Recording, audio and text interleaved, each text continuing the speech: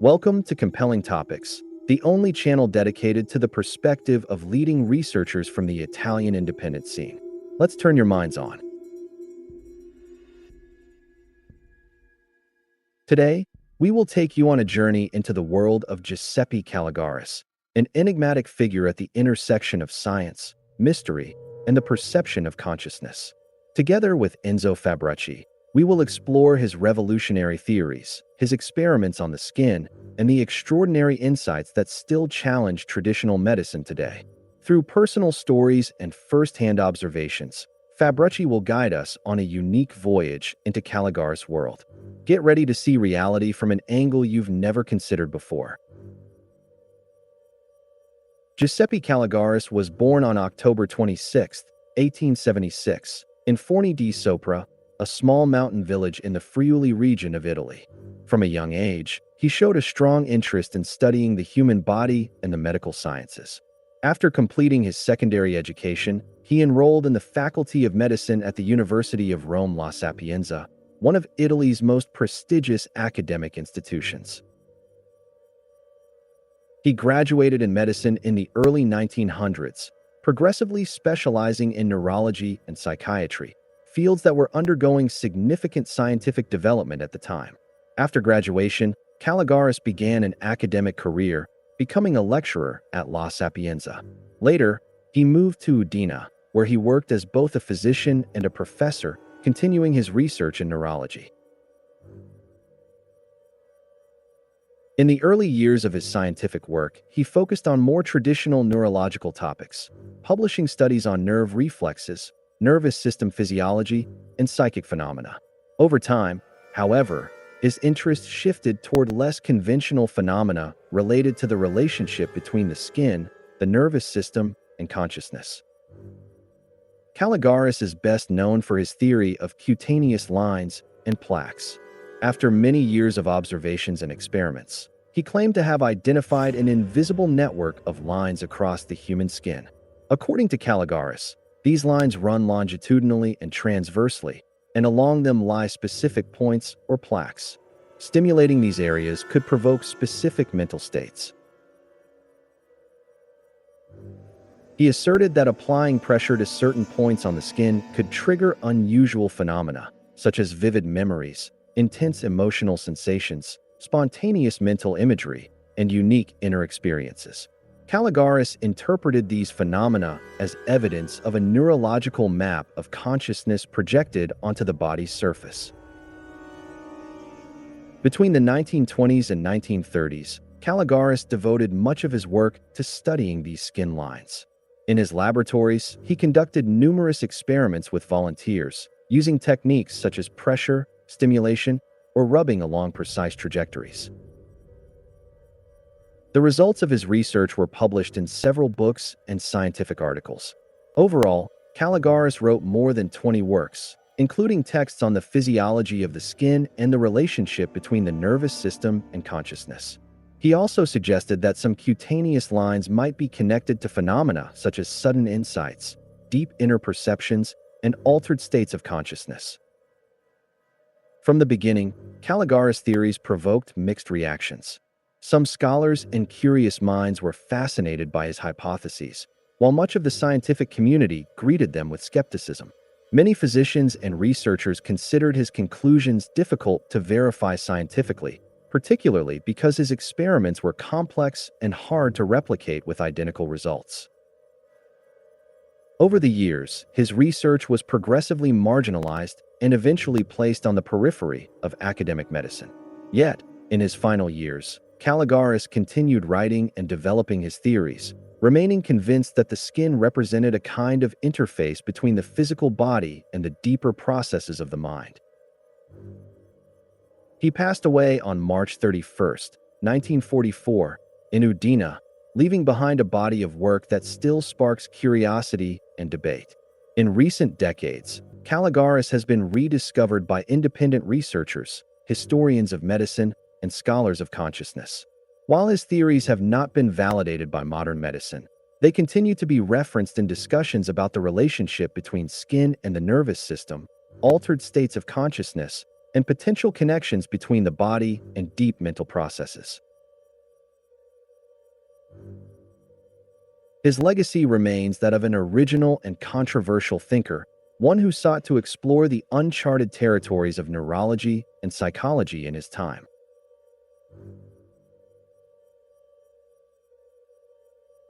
Enzo Fabbrucci is a writer, artist, and independent researcher born in 1959 in Frat, a small village in the Montefeltro region between Marche and Romagna, a territory that profoundly influenced his cultural and creative imagination.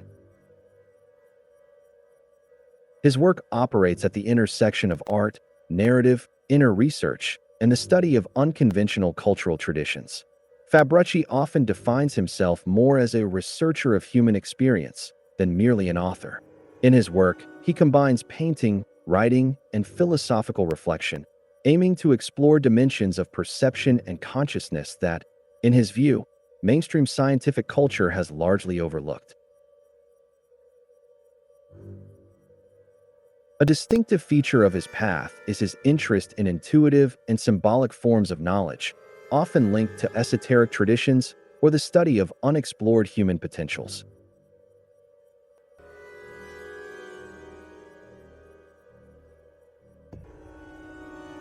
Fabbrucci begins by recounting a decisive episode from his adolescence, which he believes marked the start of a path of inner discovery later connected to Giuseppe Calligaris' studies. He recalls a motorcycle accident that occurred when he was about 16. At the beginning of summer, he was riding down the hills toward the Romagna Riviera with some friends. He vividly describes the atmosphere of summer mornings, the joy of riding, the illusion of being a race pilot like those on the nearby Santa Monica circuit, and the youthful thrill of speed. During a curve, however, he suddenly lost control of the bike. First, the front wheel skidded, then the rear, and the motorcycle went off the road. Fabbrucci fell into a gorge carved by a stream, a drop of about 4 meters. A friend following him went back and found him at the bottom of the ravine. Immediately after the accident, Fabbrucci noticed that the right side of his body was not responding properly. He was taken to the hospital in Ricci 1, where he was diagnosed with a severe, compound fracture of his right arm, along with multiple injuries to his hand and shoulder. His arm was immobilized with a large cast, essentially restricting the entire upper part of his body. For a 16-year-old, that summer became a period of immobility and frustration. Confined at home, with the heat and the cast, Fabbrucci felt deprived of the activities he had imagined doing, going out, drawing freely, living the summer like his peers. Yet, this situation led him to an experiment that would change the way he perceived himself. Unable to use his right hand, he decided to start writing and drawing with his left. At first, the results were awkward. The strokes were uncertain, almost like those of someone intoxicated. But over the days, through continuous practice, he noticed gradual improvement. His writing became more stable, his drawing more controlled. During this phase, he experienced a phenomenon that deeply affected him. He felt as though the center of his personal experience was shifting from the right side of his body to the left. With increasing use of his left hand, he perceived an expansion of his observational abilities and sensitivity. Fabbrucci describes a kind of perceptual opening. The world seemed richer, perception more intense, and his expressive abilities improved. This change surprised him, as he had never encountered similar phenomena at school or in books. At the end of the summer, the cast was removed, and Fabbrucci gradually resumed using his right hand. However, something puzzled him. He noticed a kind of reduction in his mental and creative capacities compared to the period when he used his left hand. A school episode reinforced this impression. His Italian teacher praised the essays he wrote over the summer, noting extraordinary descriptions of nature and deep reflections. In the following months, however, the quality of his work declined, and the teacher expressed some disappointment, expecting that level of writing to remain stable. Retrospectively, Fabbrucci interprets this phenomenon as a possible connection between left-hand use, activation of the brain's right hemisphere, and a different kind of creative sensitivity.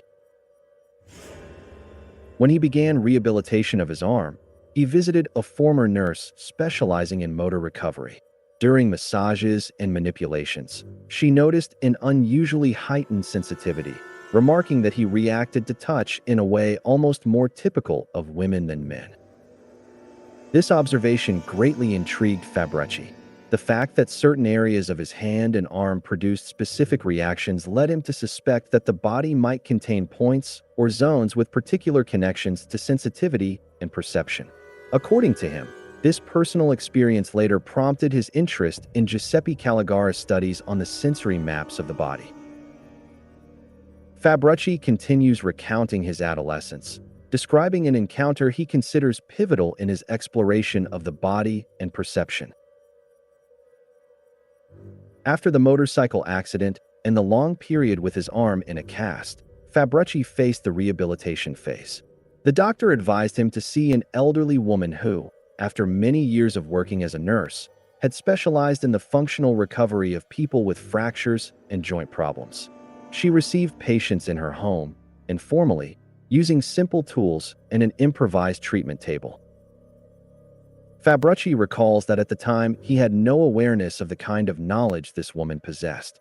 Only later would he realize he was dealing with a typical figure from rural tradition, an empirical healer, belonging to a folk culture in which ancient practices related to the body, tactile sensitivity, and a kind of magical knowledge had been informally preserved. During a session, the woman began to observe him carefully. First, she looked into his eyes, then took his hand and decided to test certain areas of the skin. Using a small metallic instrument resembling a crochet hook, but without a sharp point, she started touching specific points on his hand and arm.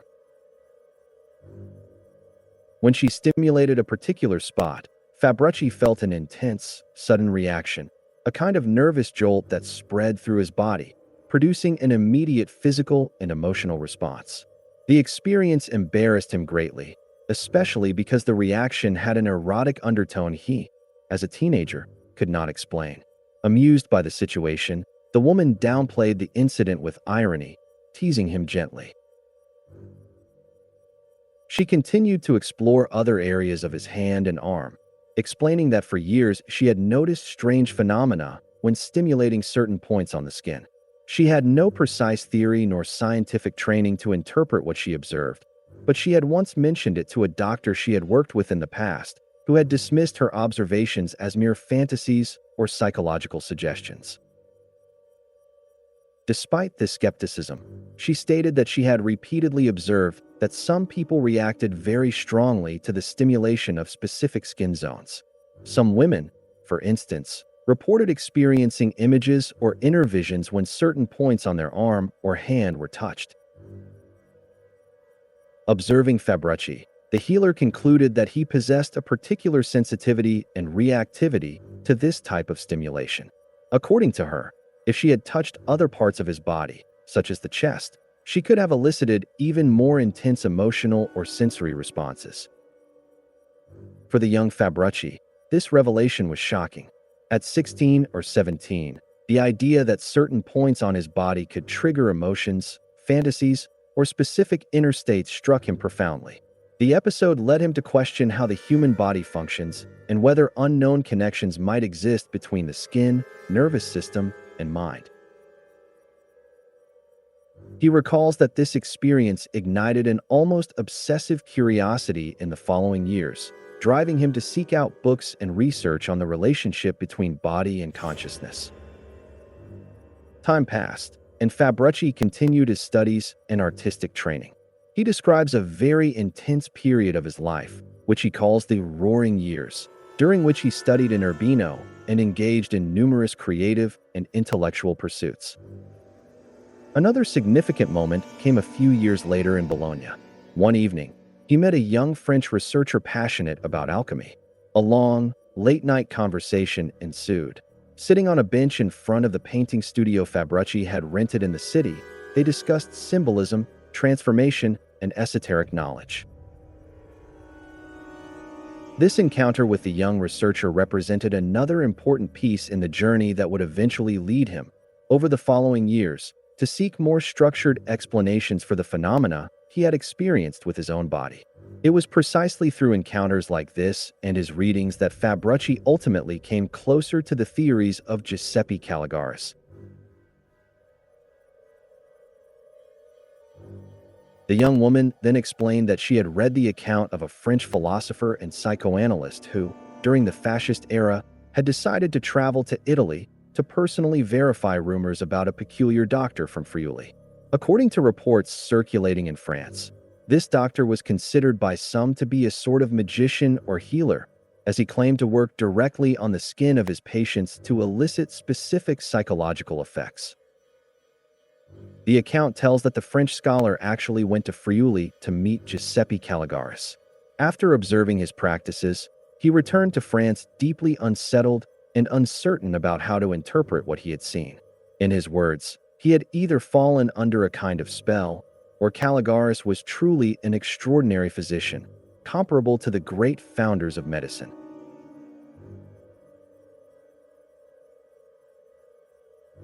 According to the story, Calligaris had developed an extremely detailed map of the human body, identifying specific skin areas that, when stimulated, could produce particular reactions in patients. During sessions, he had patients lie down or sit, and using simple tools such as electrodes or mild thermal stimuli, he would touch certain skin points without causing pain or penetrating the skin. The patient's reactions, according to the testimonies, were highly varied. Some reported entering dreamlike states, experiencing vivid perceptions and intense imagination. Others felt strong emotional arousal or anxiety, sometimes requesting that the stimulation be stopped. In other cases, subjects described highly vivid inner experiences, as if mentally traveling to unknown places or perceiving scenes far removed from everyday reality. Fabbrucci emphasizes that these accounts, as astonishing as they were never accepted by mainstream medicine. On the contrary, Calligaris was gradually isolated and ridiculed. According to Fabbrucci, when radically new ideas emerge, the cultural system tends to protect itself by reducing the author to a marginal or eccentric figure. In his account, Fabbrucci criticizes the way dominant culture reacts to innovation, arguing that there is often a principle of mediocrity preservation. Those who propose different knowledge are easily labeled as mad or charlatans. In this climate, Calligaris' research was ignored or treated with suspicion. After hearing this story, Fabbrucci was deeply struck. The young French researcher asked what had become of this doctor and whether anyone had continued his research. He promised to find out. That same night, he experienced an almost feverish enthusiasm. He recalls feeling a strong urge to immediately seek out books and documents on Calligaris, wishing that bookstores and libraries were open at night so he could start the research without delay. In the following days, he was indeed able to find some of the Friulian doctor's works, but he also discovered that Calligaris' personal story had ended in hardship. Over the years, Calligaris had been progressively isolated from the academic environment. Many colleagues had distanced themselves from his theories, and at one point, there had even been attempts to prevent him from continuing his medical practice and to close his clinic. For Fabbrucci, this discovery was bitter. In his eyes, Calligaris represented a researcher who had opened a completely new path in the study of body-mind relationships. At this point in the narrative, Fabbrucci connects Calligaris' theory to his own personal experiences. He recalls having started experimenting on himself during his university years in Urbino, driven by the curiosity that arose during rehabilitation with the massage practitioner. Exploring the sensitive points on his hand and body that he had experienced, Fabbrucci tried to reproduce those stimulations. According to his account, some areas indeed seemed to produce very distinct reactions. Some elicited states of arousal, others feelings of anxiety or emotional tension. In his experiments, he also used simple tools at his disposal as a painter, such as small styluses used in artistic techniques similar to frottage. Trying to recreate a calm state akin to that of the massage sessions, he began systematically exploring the surface of the skin in search of points that produced specific effects.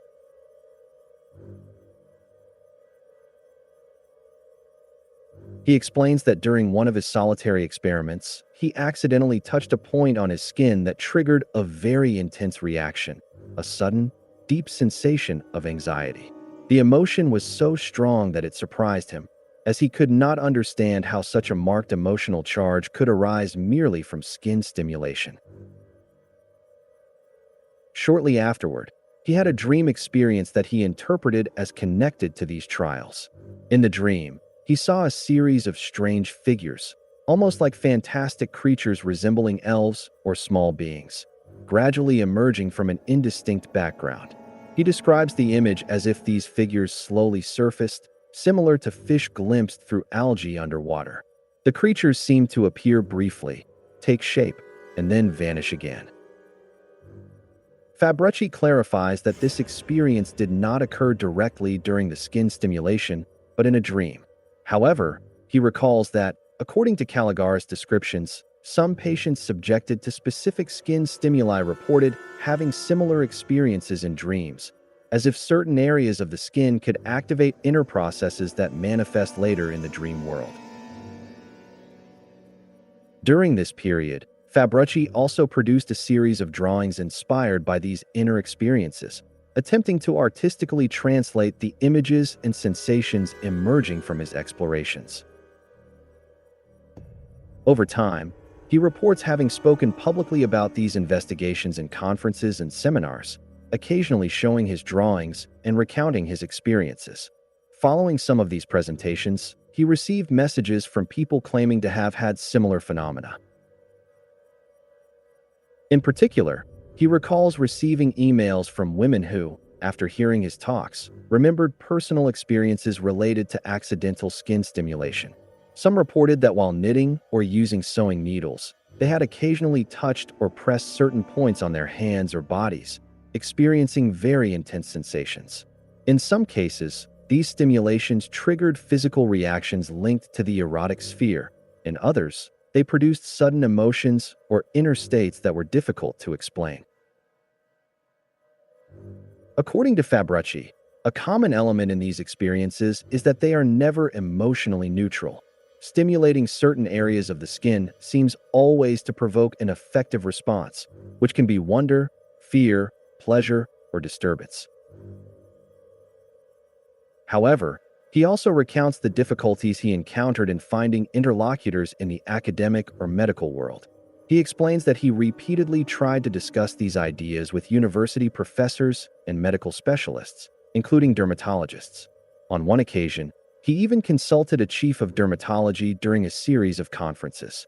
The response he received, however, was completely skeptical. The doctor dismissed the matter as mere patient fantasy, arguing that there was no scientific basis for such phenomena. This dismissive attitude strengthened Fabbrucci's conviction that the topic had been ignored or ridiculed by mainstream medicine.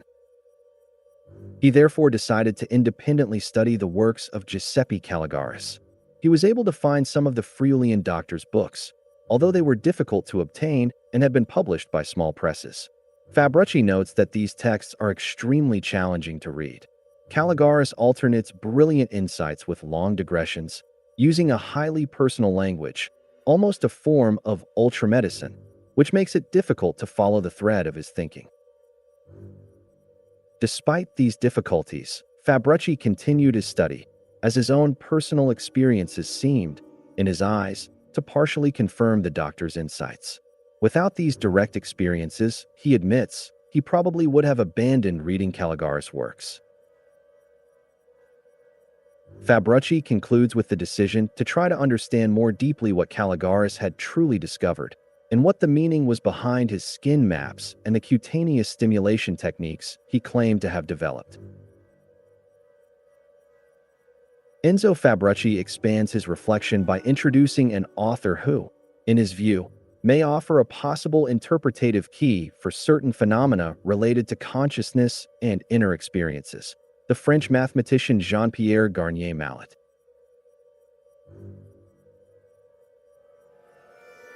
Fabbrucci explains that he encountered Garnier-Mallet's theories during his research into phenomena that seemed to connect the mind, the body, and dimensions of reality not immediately perceptible.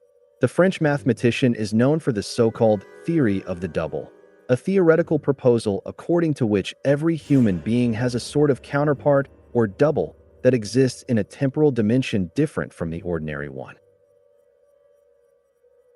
According to Garnier Mallet, time does not flow in a single linear manner as we normally perceive it. Instead, there are different temporal rhythms, one slow, in which we live and experience everyday reality, and one extremely fast, in which the double is able to explore many possible futures and then relay useful information back to consciousness.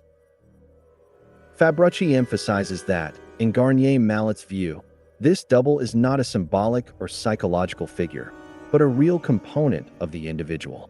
Its task would be to anticipate situations, analyze possible scenarios, and transmit information to the person in the form of intuitions, dreams, premonitions, or sudden insights. He notes that many spiritual and philosophical traditions have spoken, in different ways, of the existence of a parallel dimension of consciousness or an other self.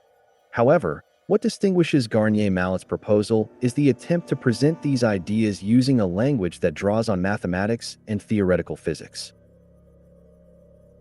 Fabbrucci does not delve into the technical details of the theory, but focuses on the implications for understanding the human mind. If there really were a mechanism through which a part of consciousness could access information from a different temporal level, this could explain phenomena such as sudden intuitions, particularly meaningful dreams, feelings of déjà vu, or premonitions and inner perceptions that are difficult to justify using traditional psychological models. At this point, Fabbrucci links these ideas to the research of Giuseppe Calligaris. According to him, if consciousness truly possesses different levels or dimensions, then the skin stimulations studied by Calligaris could represent a sort of biological switch capable of temporarily modifying the mind's access to these deeper levels. He does not claim that Garnier Mallet's theory proves Calligaris' ideas. Rather, he suggests that both may belong to a still little explored field of research, where medicine, psychology, physics, and the study of consciousness intersect.